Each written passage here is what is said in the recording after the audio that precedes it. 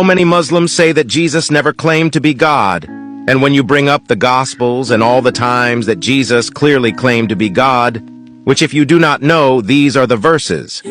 John 8 verse 58, John 10 verse 30, Matthew 28 verse 18, Mark 2 verses 5 to 7, John 10 verse 38, John 14 verse 9. They don't believe any of these verses because they're not conclusive enough.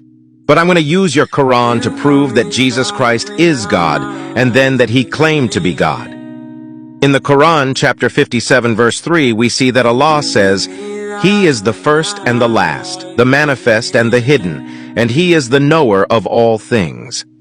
The title that Allah gave himself is the first and the last. Now, if you'll turn with me to Revelation chapter 1, verses 17 to 18, we see that John sees the glorified Jesus, and Jesus says, "When I, John, saw him, Jesus, I fell at his feet as though dead. Then he placed his right hand on me and said, 'Do not be afraid. I am the first and the last. I am the living one. I was dead, and now look, I am alive forever and ever, and I hold the keys of death and Hades.'" Jesus claims the exact title that Allah called himself. So indeed, Jesus claimed to be God, and you have no reason to reject this because he used the same title that Allah used for himself. And you accept Allah, which means you have to accept Jesus.